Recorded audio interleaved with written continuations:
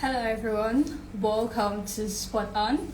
Hi, I'm your host, Kuya Samiat, and I'm glad you're here with us today.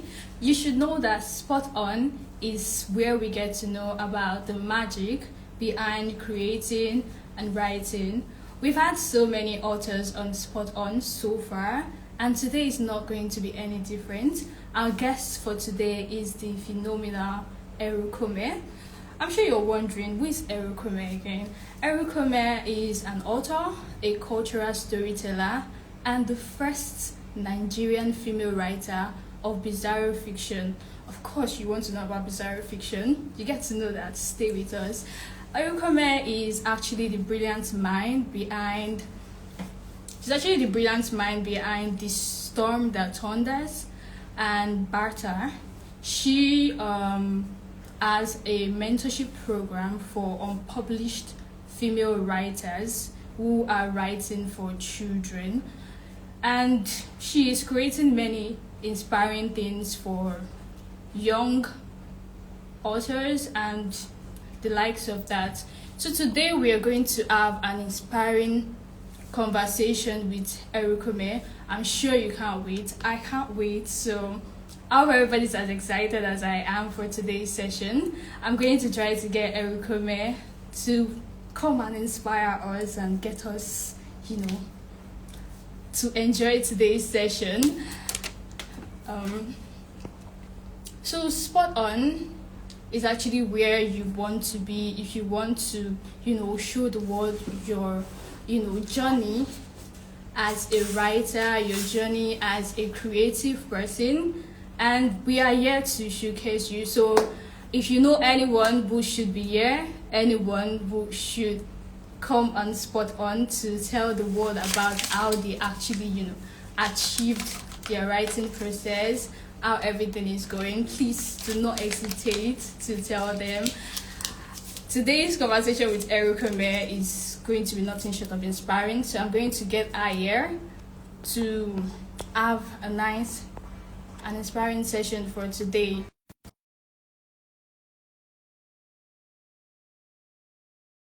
You should actually talk. How is everyone doing? I hope you've taken advice from our last sessions and started writing. Hi, Kome. Welcome to Spot On.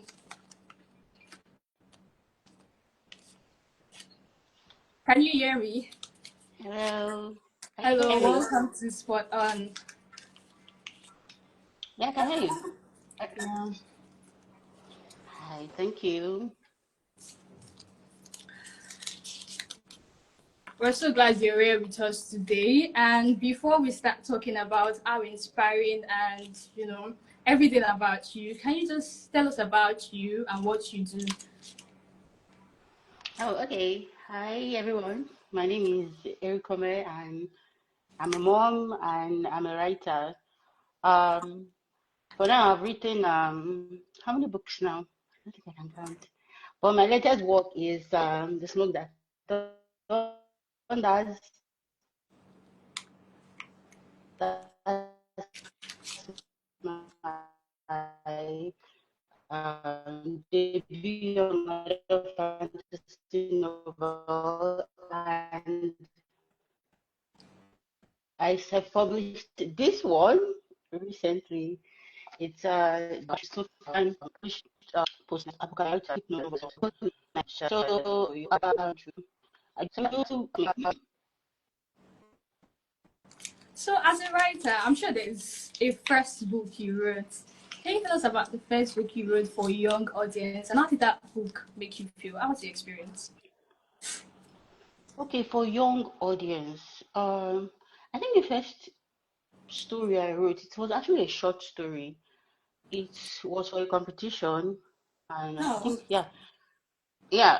I took third place in the competition. It was for this U.S. Embassy um short story competition. It was about writing about what do you call it? Green, how to go green, how to keep your environment safe and all that. So I had to really dig deep and look around how we treat our environment and how we can make it plastic free actually, or reduce plastic. But the way I write, I try to infuse a little bit of speculative fiction or magic into my stories. So I think write to it and all that.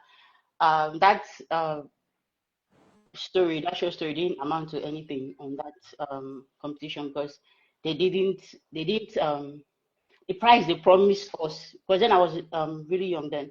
The prize they promised us for that short story wasn't given to us. It wasn't given to the second and third place winner. It was only given to the first place winner. So till today, for that short story that I submitted, I didn't see anything. Nobody gave me nobody gave me any reward.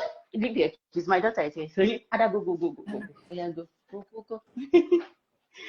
So they didn't give me any reward or anything. The prize from wasn't given to me, but it was really amazing writing this story. It was really sweet, and I'm thinking of actually book.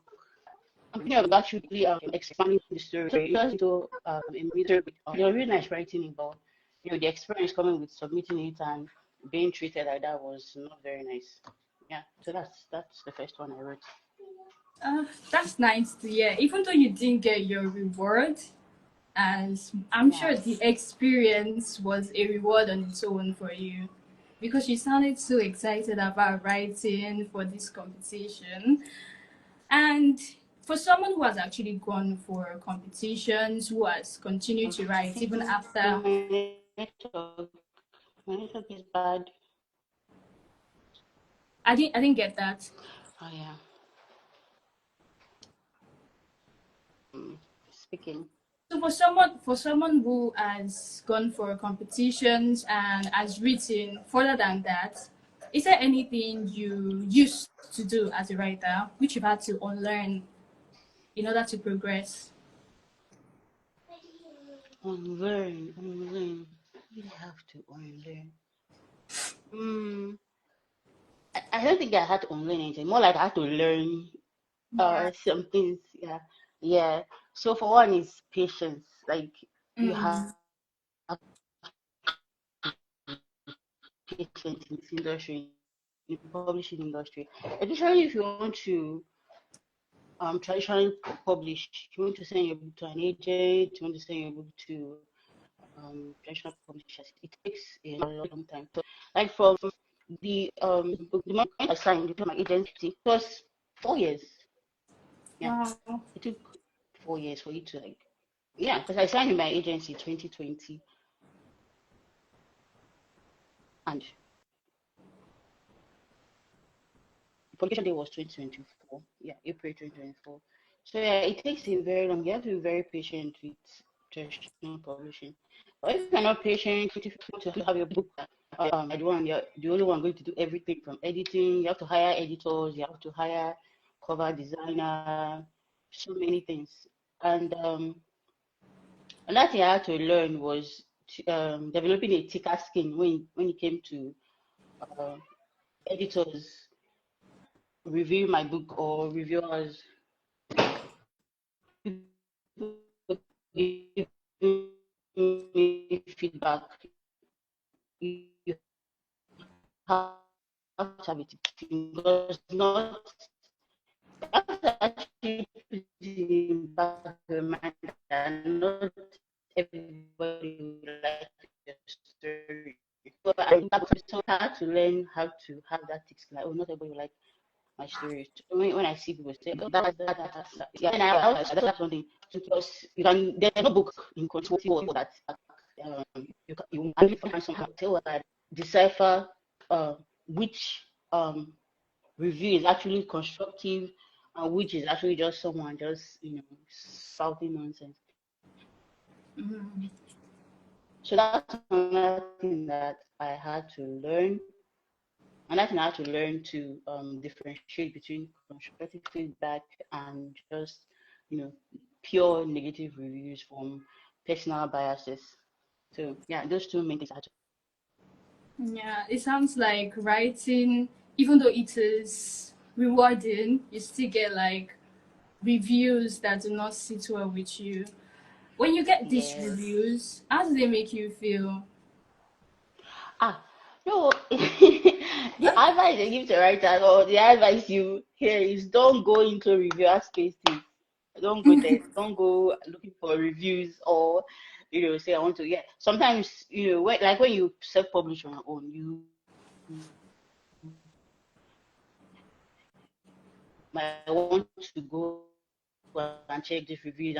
how you did, because you did it on your own. But normally, as an author, like, you're not supposed to go to reviewer spaces. Most of the reviews I see of my work are the ones that people tag me on. So if I get tagged in a post, I have a bad review of this book, and then they just tag it out and say, look at it, look at my. So they mostly tag me on the positive, constructive feedback reviews and all that, and or come to my DMs and say, oh, this book is amazing, this is what you are doing right, this is what. But normally, don't go looking for. Although sometimes I've, by mistake, I've seen some negative reviews and all that, but I have to look at it like, okay, what is this person trying to say? What is this? Although sometimes I, like, one review I saw recently, like, you are saying this, like, oh, this is not what I don't like about this book, but another reader is coming to me in my DM like, that is what I love about your book. So what do you understand? So you have to actually just I have to actually, you know see that the way it is. People have personal biases, and you look at the one that, okay, if a lot of people are telling me that, oh, you're not supposed to do this, you have to actually listen to them, like, oh, what am I doing wrong? Okay. But then when somebody says, oh, I like this, another person says, I don't like it, is that is a personal bias something. So that is what I choose to focus on. Yeah. Yes, I like the fact that you've realized that people have different views on things, and you Yes, can't because always. I mean, I'm a reader. I'm a reader first. First of all, I'm a reader, and there are some books I don't like, and then, like, there are millions of people like that book. You Mm-hmm. get, so, I have to think as a reader first. I'm a reader first. I love books. I love reading books. So there's some things I don't like in books that some people will die for. They will fight me. Like, you don't like that book, we will fight today. So yeah, I have to think in that with that um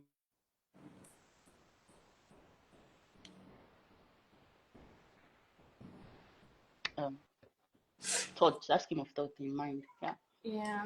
So let's talk about how you bring culture into your Okay, work. go on.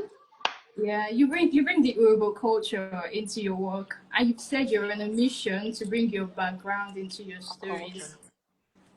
Yes, I am. I Yeah. am. Um. First of all, the longing to actually bring Urhobo culture into my work is because of my mom. She was Urhobo, and trying to learn more about Urhobo people and our culture was a way to, like, feel closer to her, because Mm. passed some years ago.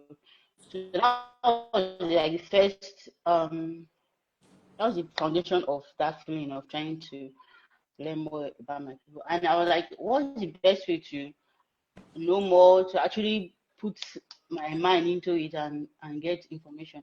So put it into my books. So, and also, you don't find a lot of book characters, you see Yoruba characters. All book selling is Yoruba mythology. In fact, Igbo mythology is not even that common self. It's just that Igbo characters. But when it comes to, like, fantasy, the most popular one is Yoruba mythology. When it comes to very young adult fantasy, Yoruba mythology is the. So I'm trying to bring or showcase more of our culture, more of our mythology, more of our deities, the gods, the goddesses, and all that. And I'm learning a lot. Like, I'm really learning a lot. The way I get this information is mostly through papers, um, written paper, like PhD of students in universities. You can go online and you can see them. You see how they talk about the religion of Yoruba people, the gods, the tradition,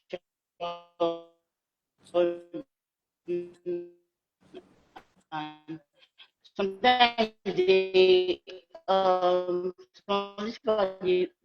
focus on specific things.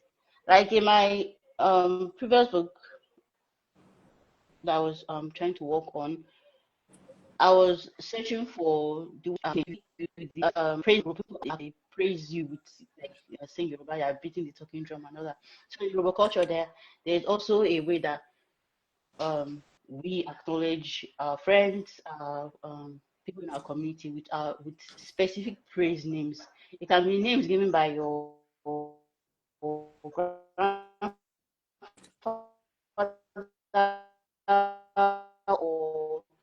what you have done. Maybe somebody is very honest or very hardworking.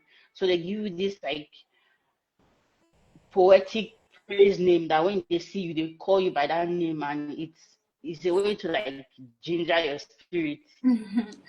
So like I saw I saw people about this stuff.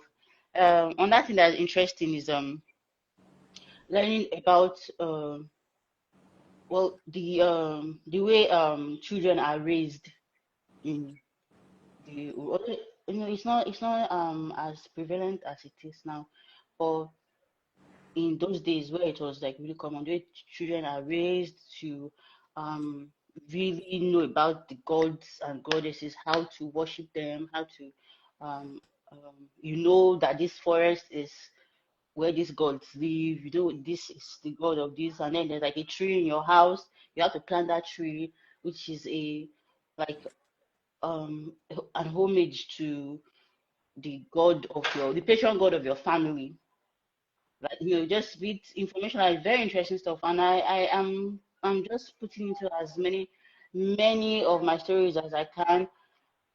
But for some that okay, let's say I'm writing contemporary and all that, I don't get to put all this fantastical work, but I try to make sure that my characters are of an Yoruba descent, like they are either the father is Yoruba or the mom is Yoruba, or they are both Yoruba, and I just get to put a little bit bits and pieces, mostly the food, and you hear about the food, and that's yeah, that really really tells you that okay, yeah, this is an Igbo family, this is how they do this. I don't really need to say, oh, they're speaking Yoruba this, but putting just bits and pieces of it makes me feel very good. It makes me feel very like okay, I'm doing something. And somebody like, what's this Yoruba thing that I'm seeing here? I've never heard of this tribe before, and them just take they ask me questions about it. Like you asking me questions about it right now. So yeah, that's what I am striving to do with my books. Yeah. Yeah, that is amazing because Urobo is probably something that I've heard because maybe I had classmates that were Urobo. It's not a Okay. culture that you really like. Oh, Yoruba. It's not like Yoruba, Igbo, and Hausa. And I like that you're Yeah. bringing it out there. You're helping people tap Thank into you. their culture while also learning yourself. And Yes. there's this the bizarre fiction. Let's talk about bizarre fiction because while I was searching about it, that's when I realized that there's something like bizarre fiction. How did you even get Okay. into that as a Oh, Nigerian? okay. That was the thing. Is, I didn't know there was anything like bizarre fiction. I just wanted to write a story. That was the main point of it. And the story was just like, oh, it's going to be weird and crazy and full of stuff. Like a post I said recently, like I grew up watching Supernatural. I don't know if you know this TV show Supernatural. Or Supernatural. Charmed. Supernatural, yes. Or Charmed. I don't know if you know Charmed. 1998 Charmed. Three sisters, three Yeah. witches. Okay, so I grew up watching shows like that, Supernatural Charmed. I loved two of my favorite shows in the entire world. And I was just like, there's no way that me watching those and loving those things won't affect the way I'm thinking or the kind of stories I want to write. So I decided that, oh yeah, I'm going to, I don't know what day was that, or I haven't forgotten the year. I just decided I want to write something so amazing. Although it was also influenced by another writer. There's this writer I followed, written Reed. She wrote a story about like a girl discovering about the dragon, and then she had to work with this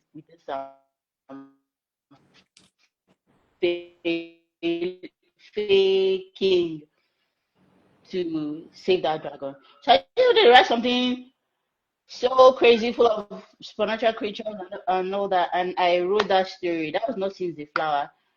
There's lots of controversy surrounding that book now because of the publisher I submitted it to. So I wrote it, And then I submitted it only for a publisher that can publish this crazy story I've just written. So I submitted it to the editor. She was like, oh, she was so excited about it. But it didn't really pan out because they didn't market the book that well, and they didn't pay me royalties. They didn't pay me the money for it. Although the book got shortlisted for the Noma Awards, 2022 Noma Awards for Best Novella. So it's some good came out of it. Yeah, some good came out of it. And right now I'm trying to republish it myself. I'm going to self-publish it myself. So the first title is Not Seen is a Flower, but now I've rebranded it to be Love, Chaos, and My Cupid. So I'm focusing more on the romance aspect of it. So I can push romance, romance. So the book is then there's the Dharma. The Dharma, they come to test that love, like to check how strong their bond is. And if the people they tested their love, if they can pass that test, then they can become like soulmates, and then they keep the they keep the workings of the world going. Like with that love being tested, and it keeps the workings of the world going. So it's like life and death situation. If they don't pass that test and come together, then our world is in trouble. So my main character, she's never been in love before, and she's trying to see how yeah, she wants to know what love feels like. And then there's the Cupid who is she's something where we try to kill her. Where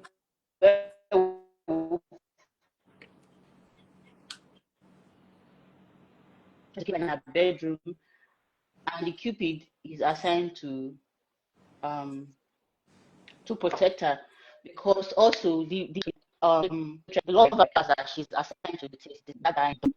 So like, there's a lot going on, and the story was not like that before. As not in the flower, as not in the flower was more chaotic, and so this one I'm trying to just hone in on the romance. Cupid, Dama falling in love. Let's see where love takes them, and all that. So Love Cares on My Cupid is coming out August 4th. I'm actually seeing the editing process. The editing, the work is actually in front of me right now on my laptop. I need to, after this, I have to go and edit it and stuff. I'm working on the book cover. Book cover is coming out very soon. So yeah, it was doing bizarre fiction is. Although I would love to do more stories like that, like focusing on the bizarre part of it, like just crazy stuff happening. But it's a very niche market. It's very niche. Just if certain few people that are like, oh, I want that kind of fiction. I want weird fiction, like weird. Anything goes, anything happens. It's a very niche, and I don't think although I would like to do more of it, but not now. I want to focus more on romance.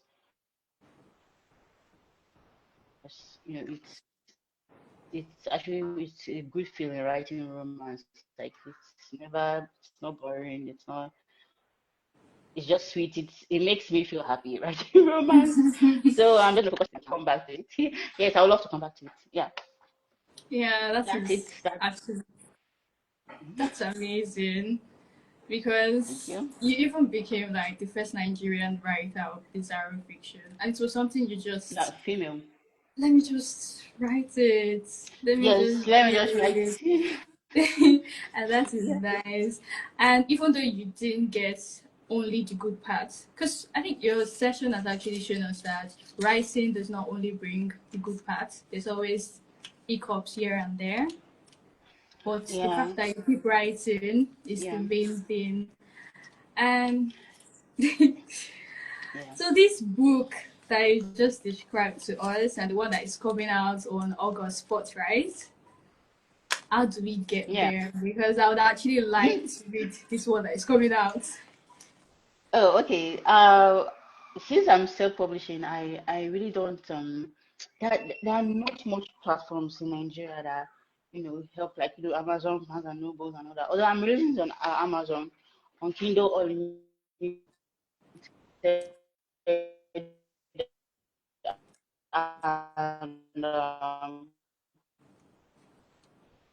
on Amazon platform you said to get the paperbacks and all that.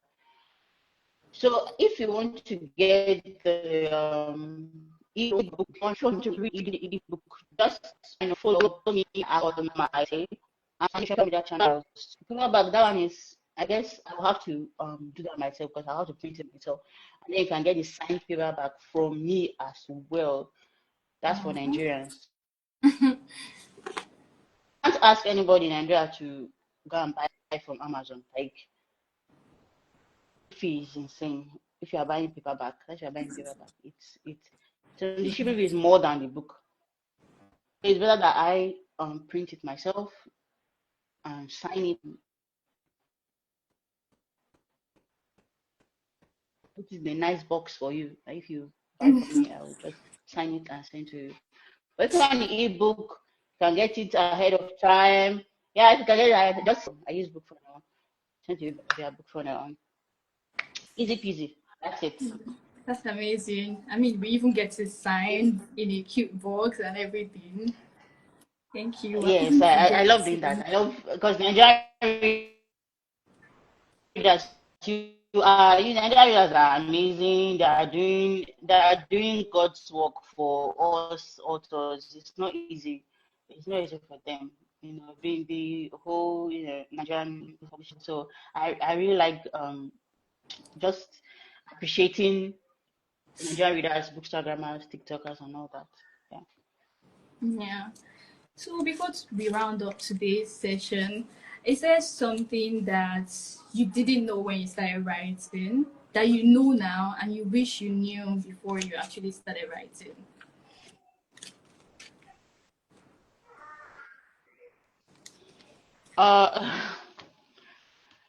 What did I? It's more of the writing. Writing itself is the more you write, the better you most writing. Also, if you want to just write a book, go ahead and start writing.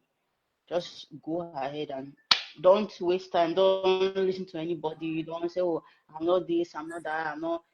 Go ahead and write. Just pour out the first draft first. Like put it on. You can.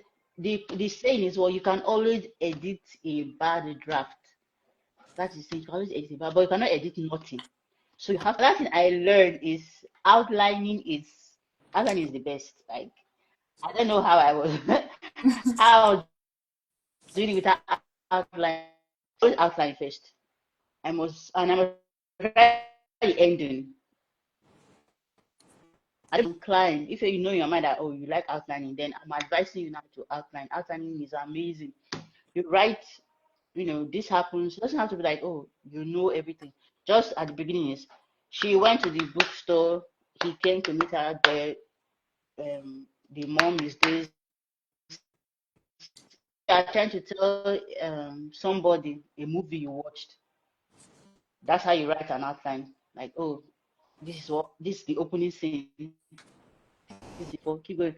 And I like to write the ending because once I write the ending can change later on, but that ending has to be so I know where I'm going to. So write your ending so you know where you're headed. It makes outlining easier. Another thing I've learned before you start writing your book, write your blurb. Writers, you know what this means. Write the back cover copy. This you will see it in the back of your book. Write it first. That's what you do. Yeah, write it first so you know where you are going. It makes writing for me so much easier. Once I get this down, like it's writing is there's nothing I cannot do with that work. I will write it from beginning to end. In fact, a few short months.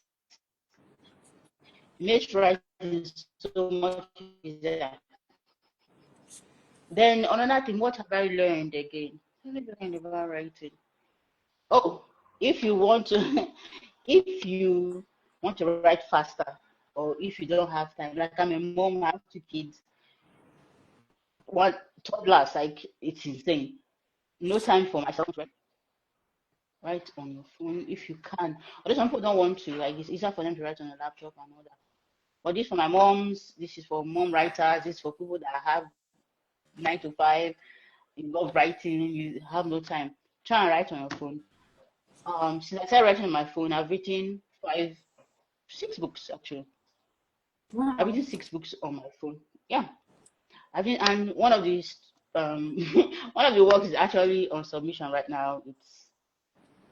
It's a full-fledged, like I wrote a full-fledged book that people love, that my agent loved, and it's in works of, yeah. So write on your phone if you can. My other book, did I write about on my phone? I think I wrote about on my phone. I Partly, I wrote partly on my phone, and then this love chaos and my QP, I also wrote it partly on my phone. So try and write on your phone. You can't carry a paper and pen with you or anything. Another thing doesn't have to do with writing, but I, with my own, my own experience, I feel you should so writers and published writers, try and get an agent for your works out Okay. there that have your best. Although they may seem that way, but humans are humans. So just try and get an agent, or if you want to be like you, anything that happens, you have your rights to your work. Yeah. So or you go for a very reputable publisher, very reputable publisher if you can. That's if you can.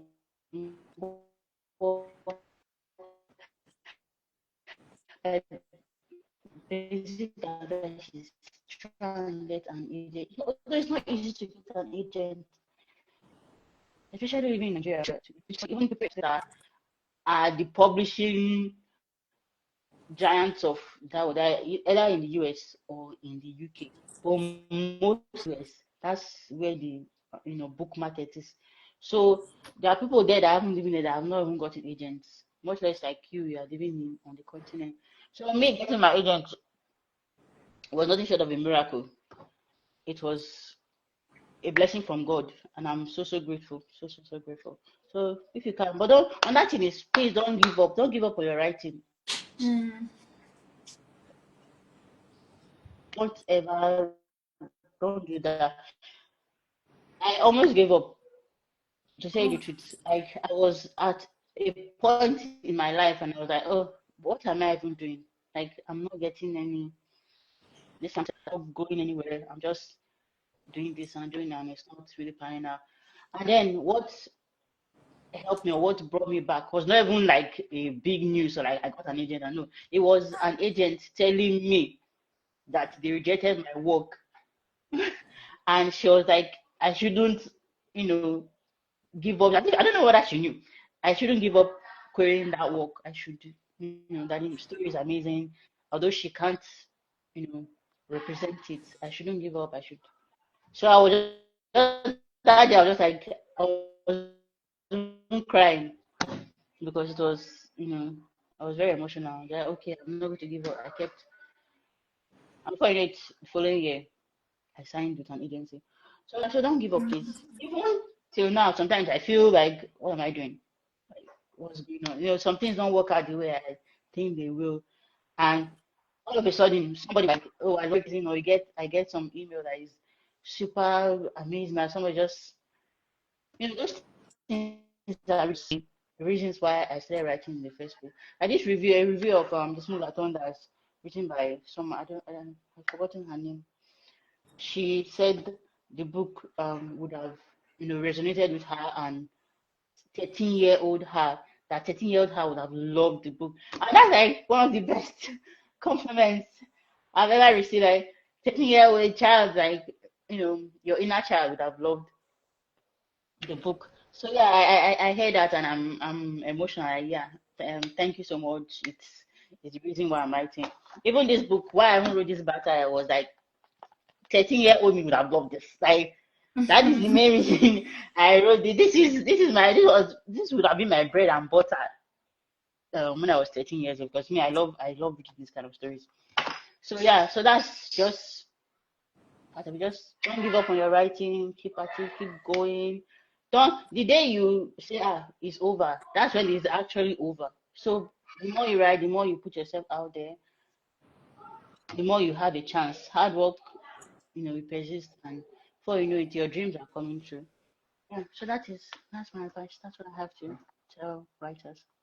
Thank you so much for your advice and thank you for today's conversation. Thank So, you. Thank you. everyone, do well to check out Ericomet's page across all platforms. Get our books. As a Nigerian, you get a nicer package, so get our books. Yes, you got a nicer package. And ensure to follow the Kidlit Fest across all platforms. This is the end of today's session. Okay. Bye, Thank guys. you. Thank you for Bye, having me. Thank you. everyone. Thank you. Thank you. Bye.